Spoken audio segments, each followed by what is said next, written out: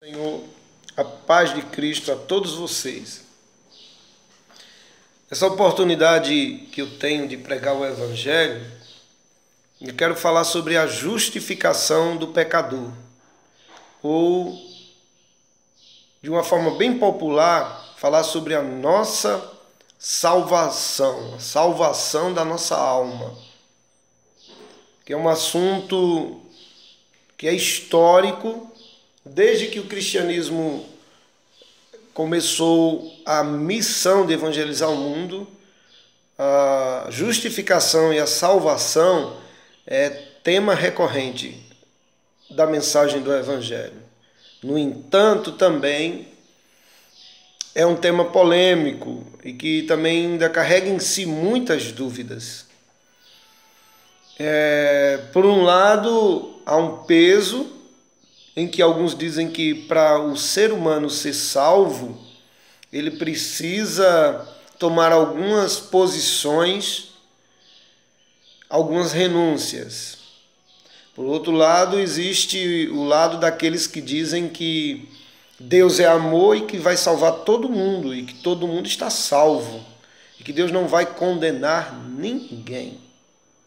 Então, são os dois lados, e o Evangelho aborda a verdade, a centralidade da salvação de uma forma limpa, pura e equilibrada. E o que eu vou ler para vocês, escrito pelo apóstolo Paulo, fala sobre a verdade da nossa justificação. Romanos capítulo 4, verso 25. O qual por nossos pecados ele foi entregue e ressuscitou para nossa justificação. Verso 1 agora do capítulo 5. Tendo sido, pois, justificados pela fé, temos paz com Deus por nosso Senhor Jesus Cristo. Também posso ir para Romanos agora, vá só notando depois. O 8:1. Agora não há mais nenhuma condenação para os que estão em Cristo Jesus, que não anda segundo a carne, mas segundo o Espírito. Agora vamos para Efésios capítulo 2. Efésios 2. Há muitos versículos, mas eu estou pegando esses mais citados, que de fato estão todos embasados no contexto.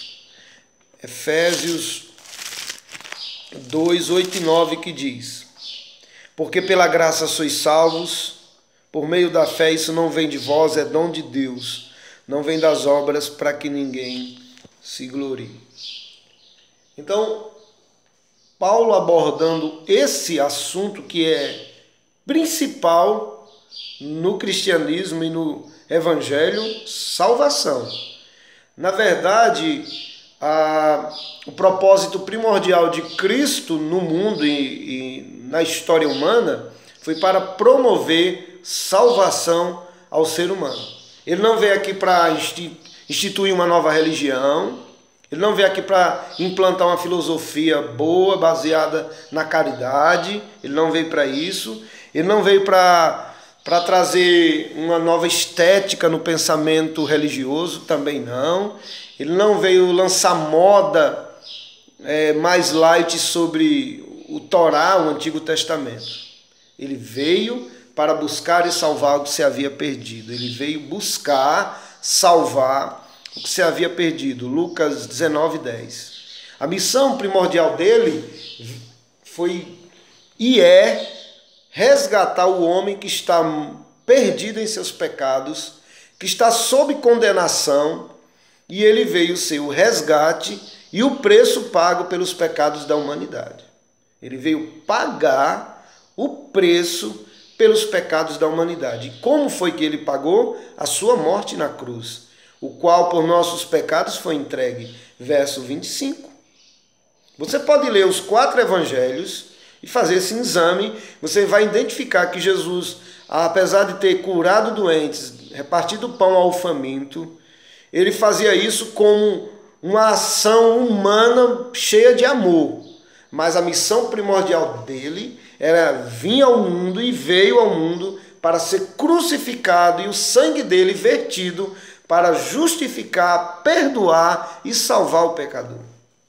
E ele entregou voluntariamente a sua vida por nós. Aqui está dizendo no verso 25, Paulo escrevendo aos Romanos 4, 25, que ele deu a própria vida, entregou, ninguém tirou, forçou, ele, desde a eternidade, resolveu entregar a sua vida por nós. Não foi uma conquista humana, o ser humano cativou a Deus, e Deus disse, bom, eles estão me obrigando a fazer isso, porque eles merecem. Não foi isso. O próprio Deus, antes da humanidade existir, ele já tinha proposto no coração enviar seu filho para morrer no lugar do ser humano, para pagar o preço dos pecados de cada ser humano. No livro do Apocalipse chama Jesus de o Cordeiro morto antes da fundação do mundo. Ele é o Cordeiro morto antes, desde a fundação do mundo. Apocalipse 13, 8 diz: e adoraram a todos os que habitam sobre a terra. Está falando de pessoas que estavam adorando a besta, pessoas que estavam adorando o sistema mundano. E esses que adoravam os nomes não estavam escritos no livro da vida. O livro da vida não estavam escritos, esses que adoram o sistema. Nem da vida, nem do Cordeiro, que foi morto desde a fundação do mundo. O escritor da profecia, que é João, diz que o Cordeiro foi morto desde a fundação do mundo. O mundo existiu, Deus já havia proposto salvar o ser humano através da entrega de si mesmo. Então, Jesus ele veio para entregar-se em sacrifício para perdão dos nossos pecados. E, sendo assim, não é por obras e méritos humanos. O preço foi pago por ele. E ele ressuscitou para dar comprovação de que agora nele eu sou feito justo. Eu não preciso pagar a indulgência, nem praticar boas obras. O que é necessário é que eu reconheça o sacrifício de Cristo feito por mim e me arrependa dos meus pecados e mantenha minha fé firme, centralizada no que ele fez por mim na cruz, não no que eu tenho que fazer. Eu serei resposta à ação amorosa de Deus, de sua salvação, da habitação do seu Espírito em mim, da oportunidade que eu tenho de ser justificado. Porque Paulo diz, tendo sido, pois, justificados pela fé, tenha paz com Deus por meio de Jesus. Agora, reconciliado e em paz com Deus, eu vou viver uma vida de um justo, de uma pessoa que foi lavada, remida pelo sangue de Jesus Cristo, perdoado.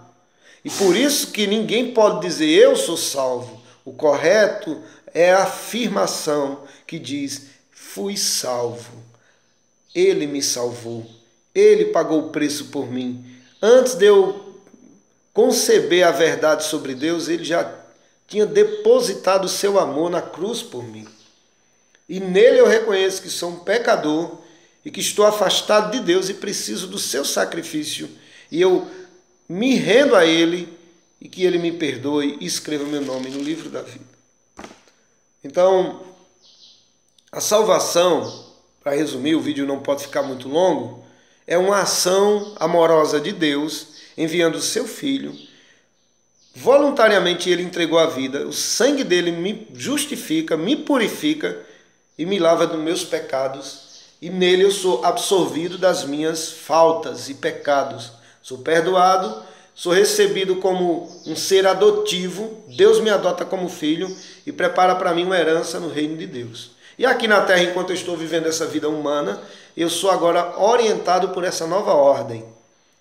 Perdoado, meus crimes já foram perdoados e apagados, agora eu vou viver uma vida de retidão, por amor e gratidão, como resultado do que foi feito por mim, não para que isso seja feito.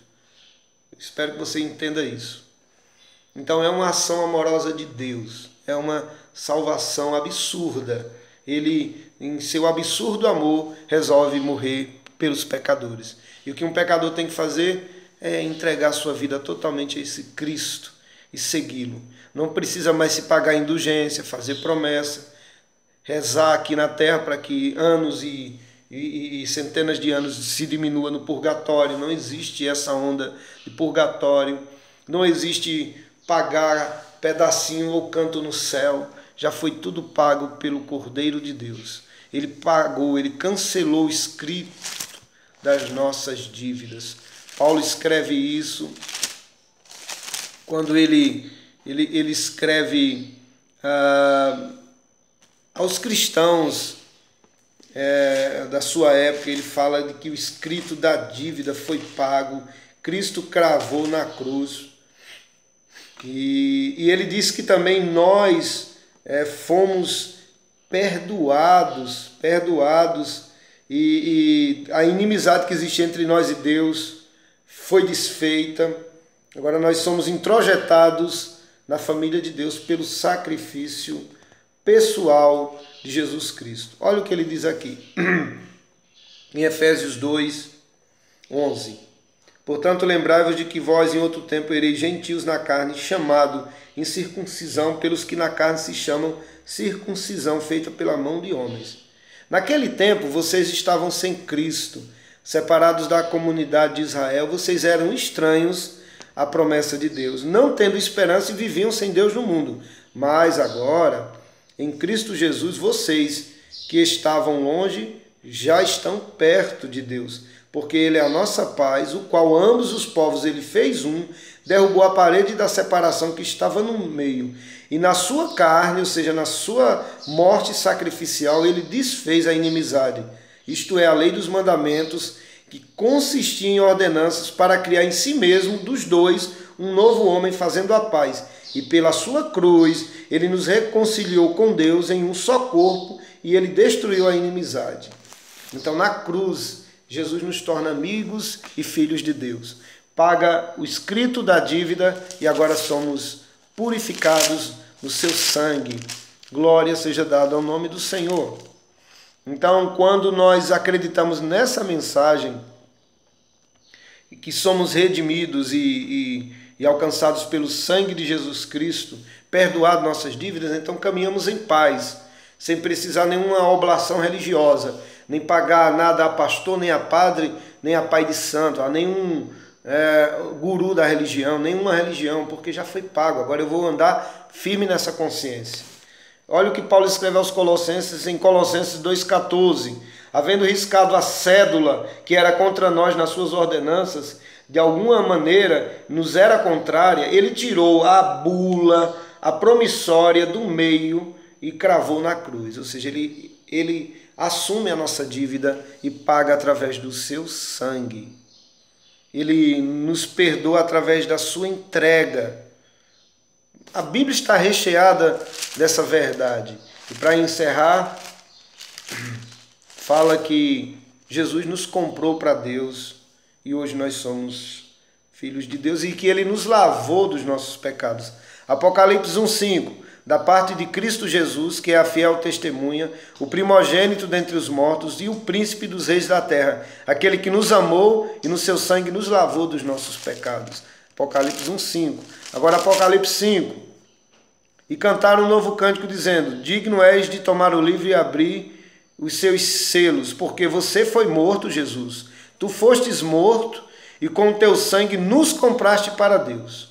Então Apocalipse 5,9 vai dizendo que no sangue dele fomos comprados para a vida eterna. Então você que crê em Jesus tenha a segurança de que você já foi perdoado, salvo e alcançado pelo sacrifício de Jesus.